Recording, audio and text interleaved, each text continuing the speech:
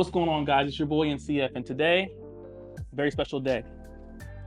I pulled the trigger, purchased my first Red Komodo X. A little bit of a backstory. I come from the Sony background. I had an A6500 when I first started shooting music videos, and then from there I went up to a A7 III, and then from there I went to a Blackmagic 6K Pro. Love the Blackmagic. I love the internal ND filters, but it got to a point where I was just looking for something a little bit different. I wanted to just kind of expand, you know what I mean? So I went with it, pulled the trigger, you know what I mean? Thank God they dropped the price a little bit, as you all know. Yeah, so right now let's get into some of these accessories, and I'm gonna show you guys how to put this thing together.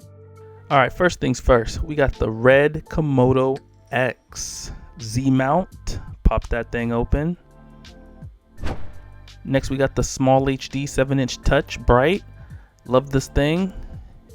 Don't mind me, I like to keep my plastic on. Next, we got the Nano X 150. This is a V mount for when I want to go more compact. Boom, another Nano, but this is a smaller one. This is just like a 98. Gold mount, by the way. Gold mount. Boom, we got the cage from Tilta for the Komodo X. Can't wait to try this thing out. Nice packaging design. Love the dragon on the top like that. It's pretty cool. Can't record anything without a memory card. We got the CF Express Type B. Need one of these, super expensive. Okay, we got the Tilta IO. This actually sits inside of the Tilta battery plate. This enables you to basically run multiple feeds through your camera if you guys want to start using time code. And there's like a lot of other cool things you can use with this. All right, next we got the Tilta Advanced right side wooden handle. I bought the right side wooden handle because the kit that I bought only comes with the left side and I'm right-handed. Yeah. Next we got the battery plate for the Komodo X. This is the gold mount battery plate. The IO actually sits inside of this. So yeah, pretty cool. Okay, right here we have the Tilta Advanced right side handle attachment. This goes alongside my wooden handle for the right hand. Okay, right here we got the Megadapt Professional Autofocus Adapter. This enables me to connect my E-mount lenses to my Z-mount. So yeah, super cool. This is the small rig articulating arm. This one has double joints. It gives you a lot of flexibility when it comes to moving your monitor around and getting a better angle at certain things that you're shooting. Boom, we got the 3G SDI cable. No, it is not 12G. You don't necessarily need 12G because a lot of your monitors that you guys are currently using can't see 4K. Boom, we got the Condor Blue D-Tap hub. This is a really great tool every filmmaker should have. Boom, we got the Sony G f4 lens. This is a 24-105. I've used this lens so many times. You can clearly see all the scuffs it has on it. But yeah, love this lens. All right, boom, let's get into it.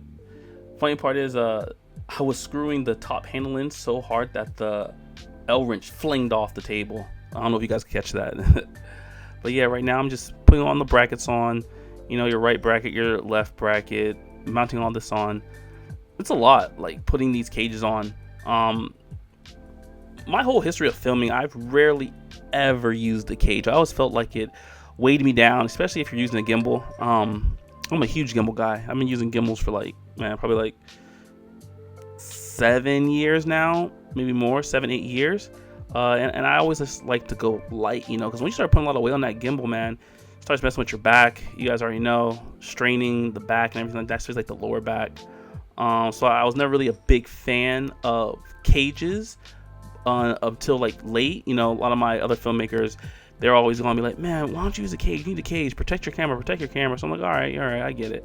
And for this camera, you know, it costs so much. You know, the last thing I'm going to do is not put a cage on there. So, you know, got the cage on.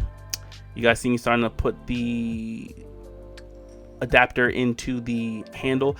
What I have in my hand right there, that is the right side. Because remember, the cage I purchased only came on the left side, and I'm not like a left-handed person. I'm like super strong when it comes to the right hand. So yeah, as you can see, kind of like a chicken to me, you know. Oh, and also, man, the whole Z mount thing and the Megadapt adapter.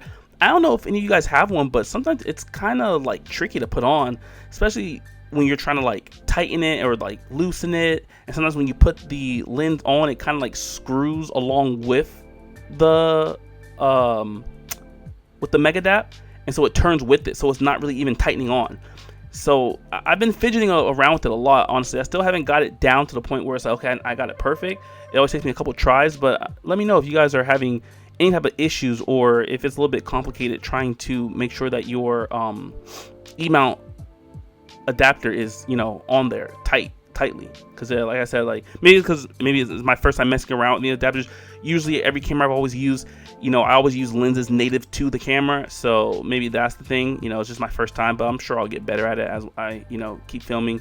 Because again, this is just an E-mount.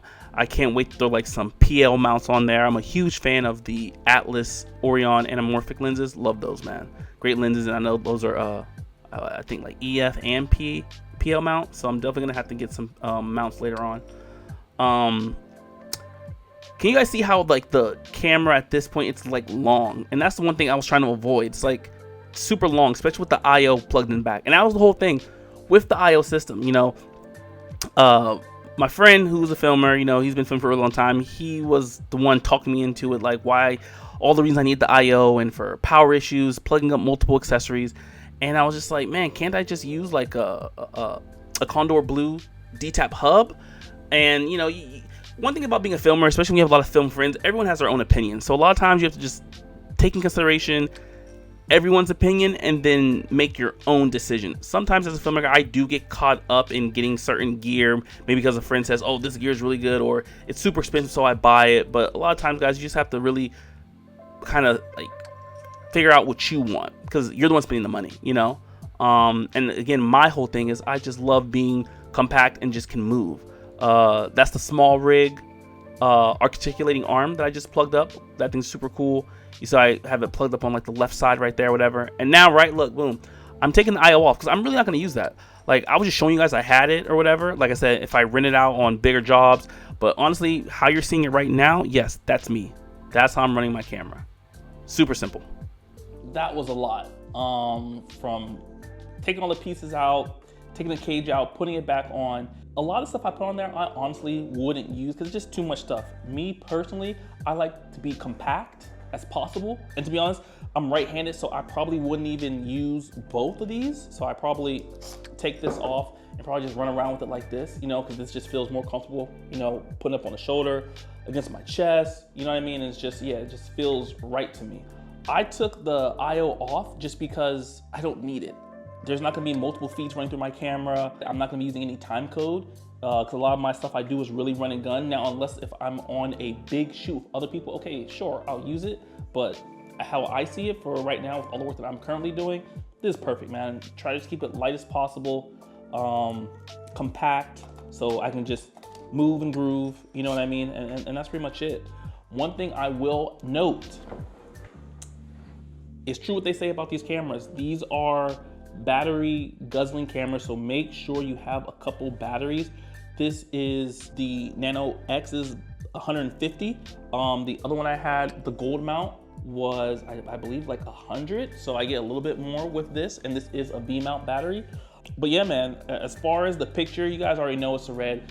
Everything looks amazing. What I'll do is I'll take some test shots and I'll put that on another video for you guys to check out. But yeah, man, let me know what you guys think in the comments below. Let me know if I did a good job with my rigging. If you guys got any better type of rigging to put together, let me know. I'd love to see it. But yeah, that's pretty much it. It's your boy NCF. I'm out of here.